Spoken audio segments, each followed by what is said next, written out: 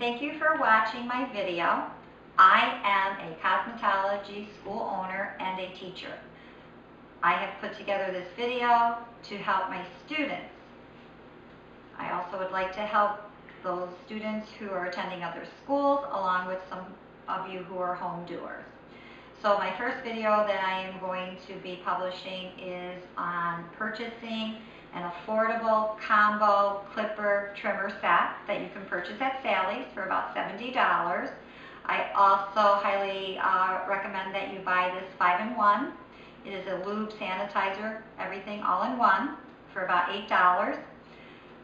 Andis does offer this little lube for you to get started, along with this small little brush to clean out the hair, but I recommend that you purchase a soft bristle toothbrush at your dollar store. All right, so the first thing we're going to start out with is the large clipper that comes with your combo. First thing you want to do when you purchase this is you want to get familiar with your clipper, and how you're going to do that is by turning it on first of all to make sure it works. And then you're going to see here on the left-hand side that there is a little lever that will give you a little kick guard, I call it. Before you use it, you're going to take your little oil, unless you're able to purchase this at that time, the 5-in-1. Take it and just put a little pinhole in it. You're going to turn on the clipper. You're going to run a bead across the top. You're going to put a couple drops on each side.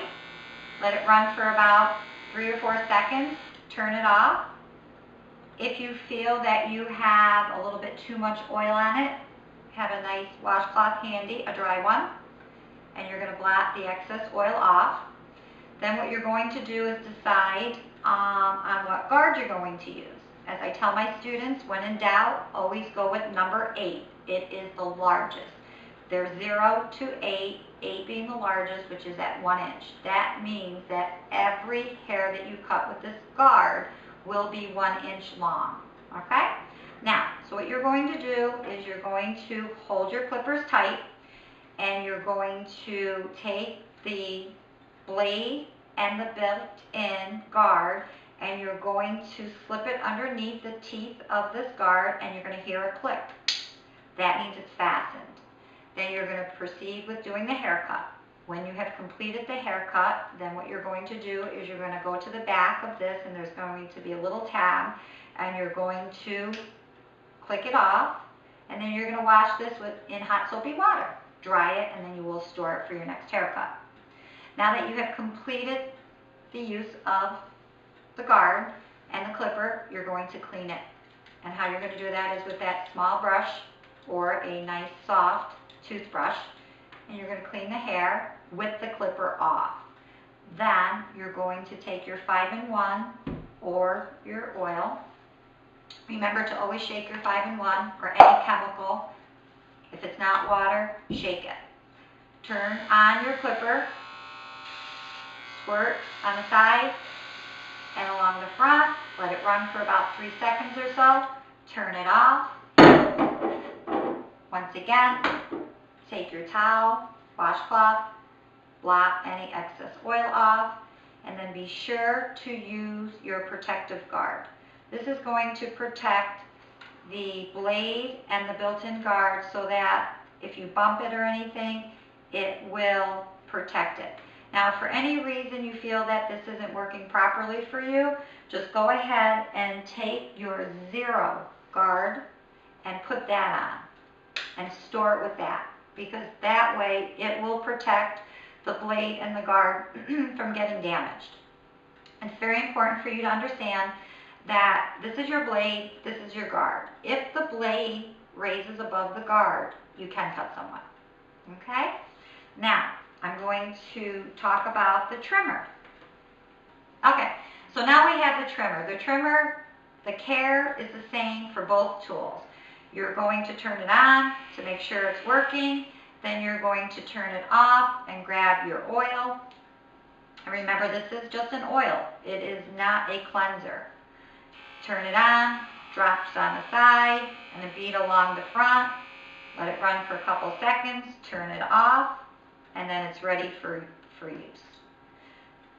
If you feel you have a little bit too much oil, and that's another reason why I really don't care for that. I like the 5-in-1. It's not as messy. And again, I'll do another demonstration where you turn it on, shake it, done deal, okay?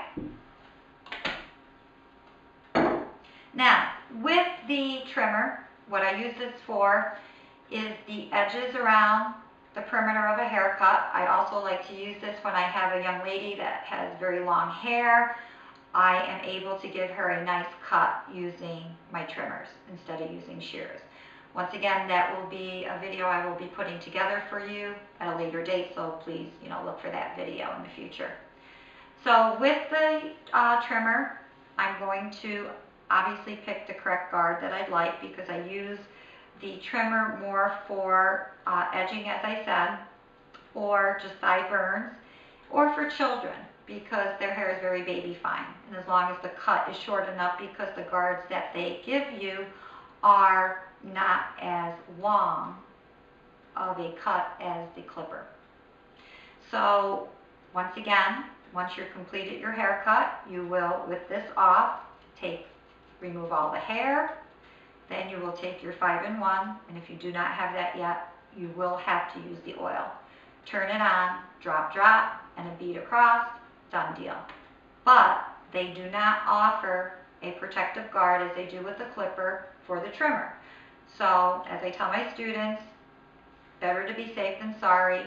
Put a guard on for storing it, because that way you will protect the guard and the built-in guard and the blade.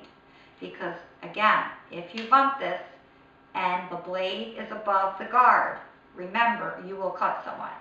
So if you are not sure, and it looks like it is, just take a Phillips head screwdriver, loosen the screws, adjust it so that the guard is above the blade, and then tighten down, and that should be fine. But when in doubt, take it on your own arm and just run it across. Now, anytime that you use this clipper on anyone other than the client, you do need to sanitize. So after you test it on your own arm, if you're in doubt that possibly it can cut your client or your son or husband or whoever, be sure to sanitize. Now, I'm also going to teach you how to store your tools properly, because you do not want to have to replace them. And so what you're going to do after you properly sanitize and clean your tools, and you put the protective guards on, then you're going to get yourself a couple of baggies, and you're going to place your guards in them. I always have it where they separate them, keep the clipper guards together and the trimmer guards together. So that way when they have a haircut, the students are able just to take out the baggie that they're going to need for that particular cut. So then you'll take them and put them in this nice little carrying case that Andis supplies with the combo set. And at that time, you can also put the little brush, or if at that time you have the soft bristle toothbrush, you can put that in there along with your little oil. Make sure the lid's on good. And we'll put that right in there. And then we're going to obviously unplug our tools. And there's a couple of ways that you can wind up your wire. One is you can simply just take it and gently wrap it around the trimmer or clipper, just like that, and just sit it in your little carrying case. If not, you can set the clipper down, and you can keep folding the wire up like this until you have about a foot of wire left. Then gently wrap it around, and then just take the plug, and you can hook it right on that, and put that right into your carrying case. And then obviously, if you have shears or thinning shears or whatever you have, you can actually put those in there as well, so you're set for your next cut. And I always say keep a nice little washcloth handy as well, so that way when you're ready for your next haircut, you'll be all set.